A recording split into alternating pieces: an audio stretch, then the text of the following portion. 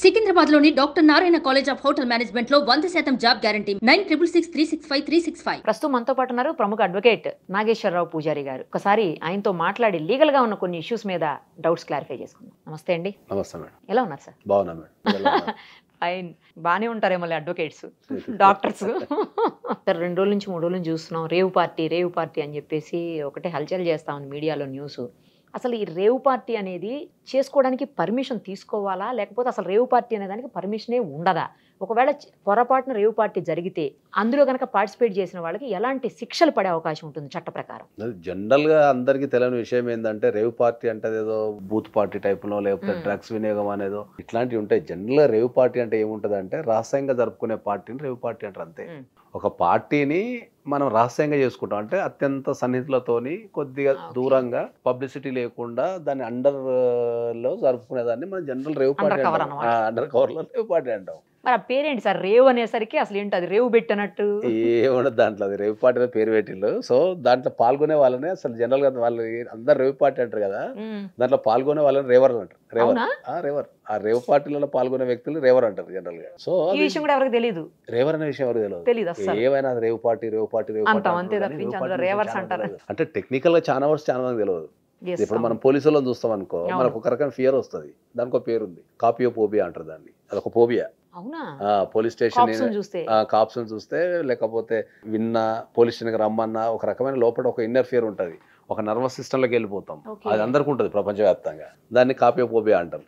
ఇట్లాంటి పదాలు అట్లనే రేవ్ పార్టీ అంటే అది ఏదో రేవ్ పార్టీ అనేది ఆ పబ్లిసిటీ చేస్తున్నారు. Rave party is nothing but ఒక group of people, private party, అది పబ్లిసైజ్ చేయకుండా చేసుకోవడాన్ని రేవ్ పార్టీ అంటాం. దాంట్లో పాల్గొనేటోళ్ళు రేవర్స్ అంటారు. అంటే కొంతమందికి పార్టీ చేసుకోవడం అనేది పబ్లిక్ ఇష్టం ఉండదు. సో ఇక్కడ ఏంటంటే ఎక్కడైతే ఈ సీక్రెట్ గా పార్టీ చేసుకుంటారో లేకపోతే ఎక్కడైతే ఈ ఎవరిదిలో ఒకటి చేసుకుంటారో దాంట్లో ఈ సీక్రెట్ చేసుకునే క్రమంలో ఈ అశ్లీల నృత్యాలనో లేకపోతే ఇంకా రకరకాల మెథడ్స్ ఉంటాయి దాంట్లో.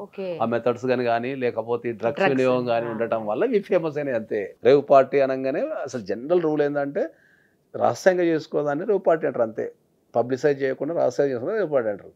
ఇక్కడ రహస్యంగా చేసుకోవడం అంటే ఏంటంటే ఇవి విభజించడానికి చేసుకుంటారు కాబట్టి వాడు రేవ్ పార్టీ అనే పదం వచ్చింది అంతే. దానికి ఈ రెండింటిని మనకు జనరల్గా కాంబినేషన్. ఇప్పుడు జనరల్గా ఇప్పుడు చట్టంలో 498 ఉంటుంది అమ్మాయిలకి. 498 అంటే ఏముంటుంది అంటే భర్త కానీ అతని సంబంధికులు కానీ మానసికంగా కానీ శారీరకంగా కానీ ఫైనాన్షియల్ కానీ అమ్మాయిని ఇబ్బంది పెట్టడాన్ని మనం 498 అంటాం. చాలా మంది ఏం రాస్తుంటే దాన్ని 498కి ఇంకో పేరు ఏముంటుంది, డౌరీ కేసు అని అంటారు. డౌరీ ప్రొహిబిషన్ యాక్ట్ సపరేట్ ఉంది మనకు. డౌరీ తీసుకోవాలన్నా తీసుకోవద్దా, తీసుకుంటే ఏం చేయాలా, ఇచ్చిన వాళ్ళని ఏం చేయాలా, దాని రూల్స్ ఏంది, రెగ్యులేషన్స్ ఏంది అనేది మనకు డౌరీ ప్రొహిబిషన్ యాక్ట్ అని సపరేట్ ఉంది. 498 సపరేట్. కానీ జనరల్ పబ్లిక్ ఏమనుకుంటారు అంటే 498 అంటే డౌరీ కేసు అని జరుగుతుంటారు. ఒక డౌరీ కేసు అంటే డబ్బడటమే 498 కాదు. ఒక అమ్మాయిని మనం మానసికంగా హింసించడం కూడా 498. అన్ని సౌకర్యాలు ఇచ్చి నువ్వు మానసికంగా ఇబ్బంది పెట్టడం కూడా 498. మనం తిట్టడము, అవమానపరచడము, లేకపోతే ఇంకా ఇన్సల్ట్ చేయడం లాంటి ఏది చేసినా కూడా దాన్ని 498 అంటాం. అట్లనే రేవ్ పార్టీ గురించి కూడా అంతే అది జనరల్గా. అది కాబట్టి ఇది రేవ్ పార్టీకి సంబంధించిన విషయం ఇది. కానీ సార్ రేవ్ పార్టీలో మరి వాళ్ళు ప్రైవేట్గా చేసుకున్నారు, ఓకే, మరి ఎందుకు పోలీసులు రైడ్ చేయటం, రేవ్ పార్టీని బ్రేక్ చేశారని చెప్పేసి, లేకపోతే రేవ్ పార్టీ మీద పోలీసులు దాడి చేశారు, అవి ఎందుకు వస్తాయి? మరి ఎందుకు దాడి చేస్తారు? ఏంటంటే ఎక్కడైనా కూడా రేవ్ పార్టీని ఒకటే కాదు, నువ్వు రోడ్డు మీద పోయేటప్పుడు కూడా పోలీసులు ఆపి మిమ్మల్ని చెక్ చేసే అధికారం ఉంటుంది వాళ్ళకి ఎక్కడన్నా అన్యాయం జరుగుతున్నది, లేకపోతే అసంఘటిత పనులు జరుగుతున్నాయి, లేకపోతే చట్టానికి సంబంధించి వైలేషన్ జరుగుతున్నది, ఇంకా ఏదైనా మోసం జరగబోతున్నది అని ఇన్ఫర్మేషన్ వచ్చినప్పుడు వాళ్ళ డ్యూటీ అది. రాష్ట్రంలో శాంతి భద్రతలు కాపాడాల్సిన డ్యూటీ కానీ, అన్యాయాలు జరగకుండా కానీ, డ్రగ్స్ వినియోగం కానీ ఇంకే రకమైన జరగకుండా చూడాల్సిన బాధ్యత వాళ్ళకు ఉంటుంది. సో ఎందుకని అంటే ఏంటంటే అక్కడ పార్టీ జరిగినప్పుడు ఎవరైనా ఒకరు ఇన్ఫర్మేషన్ ఇచ్చి ఉండాలా, లేదంటే వాళ్ళ దగ్గర ఇన్ఫర్మేషన్ ఉండాలి. ఇప్పుడు పోలీస్ వ్యవస్థ చూడటానికి పైకి అట్నే కనిపిస్తుంది కానీ పోలీసు వాళ్ళలో చాలా రకాలు ఉంటారు. ఇంటెలిజెన్స్ వ్యవస్థ అని ఒకటి ఉంటుంది, SOT టీమ్ అని ఒకటి ఉంటుంది, తర్వాత నార్మల్ సివిల్ పోలీసు ఉంటారు, ట్రాఫిక్ పోలీసు ఉంటారు, అట్లా రకరకాల పోలీసులు ఉంటారు. CCS పోలీసు వాళ్ళు అని ఉంటారు, డిటెక్టివ్ ఇన్స్పెక్టర్స్ అని, ఇట్లా క్రైమ్ ఇన్స్పెక్టర్స్ ఇట్లా రకరకాలు ఉంటారు. దాంట్లో వాళ్ళకి ఎవరో ఒకళ్ళు వీళ్ళకు ఇన్ఫార్మర్స్ ఉంటారు. సో ఎవరో ఒకళ్ళు పలానా దగ్గర పార్టీ జరుగుతుందని కానీ లేకపోతే ఏదో ఒక ఇన్ఫర్మేషన్ లీక్ అయి ఉండొచ్చు. ఇల్లీగల్ యాక్టివిటీ జరుగుతున్నప్పుడు చెక్ చేసే అధికారం ఎవరికైనా ఉంటుంది. సో వీళ్ళు పోయి చెక్ చేసినప్పుడు అక్కడ డ్రగ్స్ కానీ అక్కడ పార్టీ జరుగుతున్న విధానాన్ని బట్టి, ఇప్పుడు జనరల్ ఎక్కడన్నా పోయినప్పుడు అక్కడ ఏం లేదనుకో, రైడ్ చేసినప్పుడు ఏం లేకపోతే వాళ్ళు కూడా ఏమన్నారు. ఇప్పుడు రాసే పార్టీ జరుగుతుంది, మాకు విల్లా ఉంది, విల్లాల పార్టీ జరుగుతుంది, వాళ్ళు వచ్చి రైడ్ చేసినప్పుడు అక్కడ ఏం లేదు, వాతావరణం అట్లాంటి ఏం లేకపోతే జనం వదిలిపెట్టి వెళ్ళిపోతారు. అసలు ఇంకా దాని మీద కేసు పెట్టరు అయితే. ఎందుకు పెడతారు? వాళ్ళు వస్తారు, ఎంక్వైరీ చేసుకుంటారు, సార్ మాకు ఇన్ఫర్మేషన్ వచ్చింది సంథింగ్ అని చూస్తే వెళ్ళిపోతారు.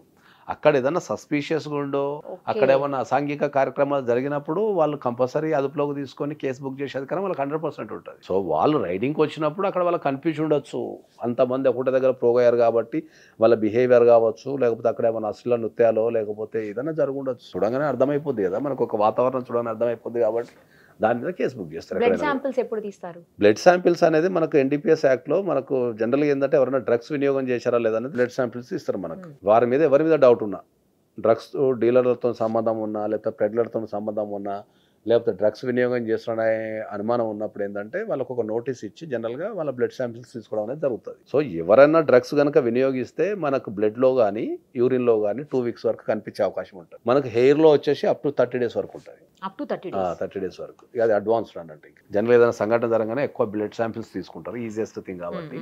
రెండోది యూరిన్ శాంపిల్స్, మూడోది మనకు హెయిర్ శాంపిల్స్ తీసుకుంటారు. సో ఆ బ్లడ్ శాంపిల్స్ తీసుకున్న తర్వాత ఎప్పుడైనా కూడా ఏంటంటే NDPS యాక్ట్లో జనరల్గా ఏంటంటే ఇద్దరే ఉంటారు, ఒకటి ప్లెడ్లరు, రెండోది కన్జ్యూమర్, అంటే వాడే వ్యక్తులు అమ్మే వ్యక్తులే ఉంటారు. ఇక పండించడం అంటే ఎక్కడ పండుతుందో అంటే వేరే, కానీ ప్రధాన పాత్ర ప్లెడ్లర్లో ఉంటుంది. ఎందుకంటే వీళ్ళు ఒక సమాజం మొత్తాన్ని ప్రభావితం చేస్తుంటారు. అమ్మకం అనేది పెద్ద ఎత్తున చేస్తుంటారు కాబట్టి వీళ్ళు మెయిన్.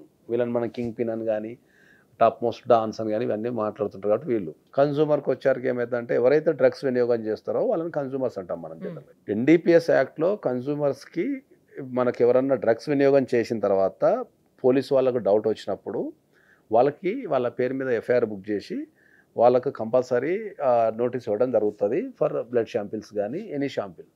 సో ఆ శాంపిల్లో కనుక ఇప్పుడు వాళ్ళకు పాజిటివ్ వచ్చింది అనుకుందాం, పాజిటివ్ వచ్చినప్పుడు వాళ్ళు ఒప్పుకుంటే, అంటే నేను డ్రగ్స్ వినియోగం చేసిన, నా తప్పు అయిపోయింది అని ఒప్పుకుంటే కోర్టు కానీ పోలీసు వాళ్ళు కానీ వీళ్ళని ఒక సర్టైన్ పీరియడ్ వరకు రిహాబిలిటేషన్ సెంటర్కి కానీ లేకపోతే కౌన్సిలింగ్ కానీ థెరపీ సెంటర్ కానీ పంపుతారు. డెఫినెట్లీ పంపి వాళ్ళ రిహాబిలిటేషన్ సెంటర్లో వాళ్ళు ఉండి ఎన్ని డేస్ అయితే ప్రిఫర్ చేస్తారో 15 డేస్ నుంచి 30 డేస్ వరకు ఉండి వాళ్ళ రిహాబిలిటేషన్ సెంటర్ నుంచి వాళ్ళు సర్టిఫికేట్ తెచ్చుకోవాలా, వీళ్ళు డీఅడిక్ట్ అయిపోయారు, ఫ్యూచర్లో డ్రగ్స్ ఉపయోగించే అవకాశం లేదు అని చెప్పేసి వీళ్ళు సర్టిఫికేట్ తెచ్చుకోవాలి. వీళ్ళు ఎప్పుడైతే సర్టిఫికేట్ తెచ్చుకుంటారో అప్పుడు వాళ్ళ పేరు తీసేసే అవకాశం ఉంటుంది. ప్రాసిక్యూషన్ నుంచి వాళ్ళ మీద కేసు పెట్టకుండా పంపించే అధికారం ఉంటుంది కోర్టుకి. వాళ్ళ మీద కేసు పెట్టరు, ఇంకా పంపించేస్తారు. ఎందుకంటే వీళ్ళు దానికి తగ్గట్టు కన్జ్యూమర్ కాబట్టి, వాళ్ళు విక్టిమ్స్ కాబట్టి వాళ్ళకి తగ్గట్టు వీళ్ళు సర్టిఫికేట్ తెచ్చేసుకుంటారు, రిహాబిలిటేషన్ సెంటర్లో పోయి ఉంటారు కాబట్టి. అది కూడా గవర్నమెంట్ సర్టిఫై చేసిన రిహాబిలిటేషన్ సెంటర్లోనే వెళ్ళాలి వీళ్ళు. మళ్ళీ ఎక్కడ పడితే అక్కడికి వెళ్ళి ఇంట్లో కూర్చొని పోలీస్. సో వాళ్ళు కూడా వెరిఫై చేస్తారు, అది జరిగిందా లేదా వెరిఫై చేసిన తర్వాత ఆ సర్టిఫికేట్ కనుక నిజమైతే మనకి NDPS యాక్ట్లో సెక్షన్ 64 అంటే 64A ఈ రెండు మనకు వీళ్ళని ప్రాసిక్యూషన్ చేయాలా వద్దా చెప్తుంది. సో దాని కింద ఏం చేస్తారంటే కోర్టు వాళ్ళని ప్రాసిక్యూషన్ చేయకుండా క్షమించి వదిలేసే అధికారం ఉంటుంది. సో రెండోది ఏముంటుంది అంటే ఏంటంటే ఒకవేళ ఎవరన్నా డ్రగ్స్ వినియోగం చేసి నేను డ్రగ్స్ వాడలేదు అని వాదించి కోర్టులో వెళ్ళి కేసు రన్ చేస్తే కనుక వాళ్ళకు మినిమం 6 నెలలు కానీ 1 ఇయర్ కానీ శిక్ష పడే అవకాశం ఉంటుంది. అంటే వాళ్ళు ఒప్పుకోరిగా నేను డ్రగ్స్ వాడలేదు, నేను కోర్టులో పోయి కొట్లాడుకుంటా, నా దగ్గర సాక్ష్యాలు ఉన్నాయి, I will challenge that police report అని చెప్పేసి వీళ్ళు కోర్టుకి వెళ్ళిపోతారు. వెళ్ళిపోయిన తర్వాత కోర్టు ట్రయల్ జరిగినప్పుడు వీళ్ళు డ్రగ్స్ వాడారని కనుక తెలిస్తే, కన్జ్యూమర్ కనుక డ్రగ్స్ వాడారని తెలిస్తే వాళ్ళకి 6 months నుంచి 1 year వరకు జైలు శిక్ష పడే అవకాశం ఉంటుంది. బేస్డ్ ఆన్ ద డ్రగ్స్ యూసేజ్ని బట్టి ఉంటుంది, వాళ్ళకి ఎట్లా వాడుతున్నారు ఏందనే మీద 1 year వరకు జైలు శిక్ష పడుతుంది కంపల్సరీ. సో వీటితో పాటు ఇప్పుడు మనం ఏంటంటే జనరల్గా నేను NDPS యాక్ట్ మీద ఎప్పుడు ఎక్కువ ఎందుకు మాట్లాడాలి, ఎందుకంటే ఇప్పుడు కన్జ్యూమర్కి శిక్ష లేదు ఒప్పుకుంటే అని తెలిస్తే ఏంటంటే వినియోగం పెరిగే అవకాశం ఉండొచ్చు అని చెప్తాం. కానీ వీళ్ళకి తెలియని ఇంకో కోణం ఏముందంటే ఎవరైనా సరే అయితే కన్జ్యూమర్ ప్లెడర్ డ్రగ్స్ కేసులో కనుక ఇరికితే వాళ్ళకి ఫ్యూచర్లో పాస్పోర్ట్ పరంగా కానీ, వీసా పరంగా కానీ, జాబుల పరంగా కానీ, లోన్స్ పరంగా కూడా ఇది చాలా serious crime in the country. డ్రగ్స్కి సంబంధించి వెరీ సీరియస్ క్రైమ్.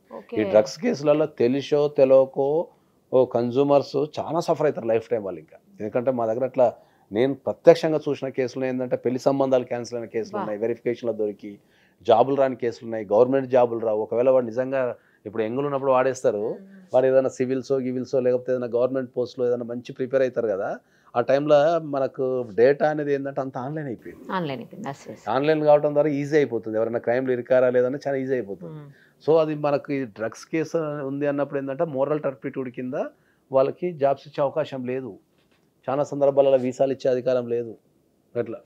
సో కొన్ని సందర్భాలలో ఏంటంటే ఇప్పుడు మనకు డ్రగ్స్ కేసులో పట్టుబడ్డప్పుడు ఏమవుతుందంటే ఫేస్బుక్లలో పెడుతుంటాం. ఈ యుఎస్ కంట్రీ లాంటి వీసాలకు వెళ్ళినప్పుడు వాళ్ళు ఎక్కువ మన ఫేస్బుక్స్ మన పేరు మీద ఫేస్బుక్లు అన్నీ చెక్ చేస్తుంటారు.